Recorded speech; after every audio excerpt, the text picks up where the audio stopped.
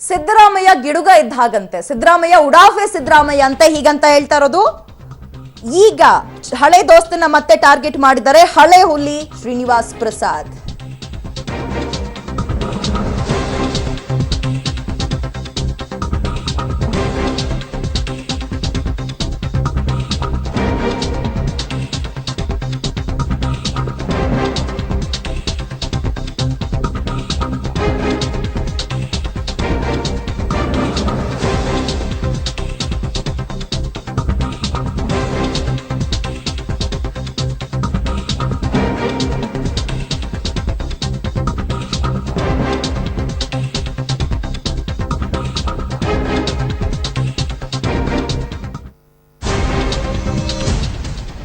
ಸಿದ್ದರಾಮಯ್ಯ ಗಿಡಗ ಇದ್ದಾಗೆ ಸಿದ್ದರಾಮಯ್ಯ ಅಂದ್ರೆ ಉಡಾಫೆ ಸಿದ್ದರಾಮಯ್ಯ ಅಪ್ಪು ನಾಣೆಗ್ಲೂ ಸಿಎಂ ಆಗಲ್ಲ ಅಂತ ಎಚ್ ಡಿ ಕುಮಾರಸ್ವಾಮಿಗೆ ಅಂದಿದ್ರಿ ನೀವು.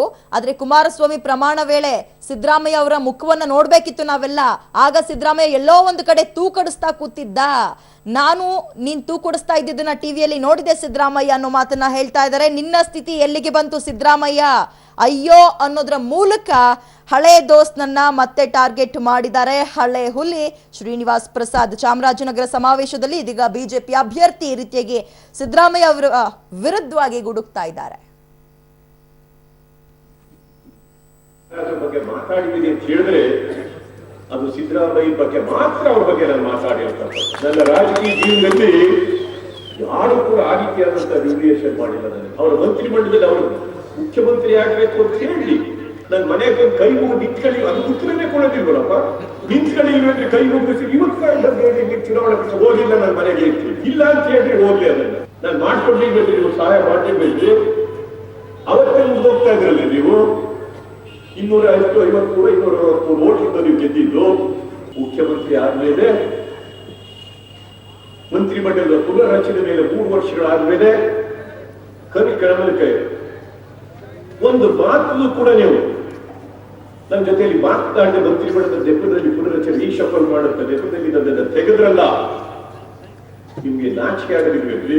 ಸಿದ್ದರಾಮಯ್ಯ ಅಂತ ಹೇಳಿದ್ರೆ ಉಡಾಫೆ ಸಿದ್ದರಾಮಯ್ಯ ಅಂತಲೇ ಗೊತ್ತಿದ್ದದೆ ಎಲ್ಲರಿಗೂ ಕೂಡ. ಅವರಿಗೆ ಎಷ್ಟು ನಿಕೃಷ್ಟವಾಗಿ ಮಾತನಾಡ್ತಾ ಇದ್ರಿ ನೀವೆಲ್ಲ. ಆ ಅಧಿಕಾರದ ಅಮಲಿದೆಯಲ್ಲ ಅದನ್ನ ಬಿಡಬೇಕು. ನಾವು ರಾಜಕೀಯದಲ್ಲಿ ಹೇಳ್ತೇವೆ, ಒಂದು ಹದ್ದು ಇದೆಯಲ್ಲ, ಅದು ಬಹಳ ಏರೋಪ್ಲೇನ್ ಹೋಗಷ್ಟು ಬೇಕೆ ಹಾಕೊಂಡು ಹೋಗ್ತದೆ ಆಕಾಶದ ಹದ್ದು. ನೀವು ನೋಡಿದಿರಲ್ಲ, ಗರುಡಾಂಚಲ ಗಿಡದ ಅಂತ ಹೇಳ್ತೀವಲ್ಲ, ಪಾಪ ಅದು ಎಷ್ಟು ಬೇಕು ಹೋಯ್ತದೆ. ಅದು ಹೊಟ್ಟೆ ಹಸುವಾದಾಗ ಕಾಳು ಅಲ್ಲಿ ಸಿಕ್ಕದಿಲ್ಲ, ಕೆಳಕ್ಕೆ ಇಳಿಬೇಕಾದ ಒಂದು ಕಾಳು ತಿನ್ನಕ್ಕೆ. ಪ್ರಜಾಪ್ರಭುತ್ವದಲ್ಲಿ ತಿಳ್ಕೋಬೇಕು.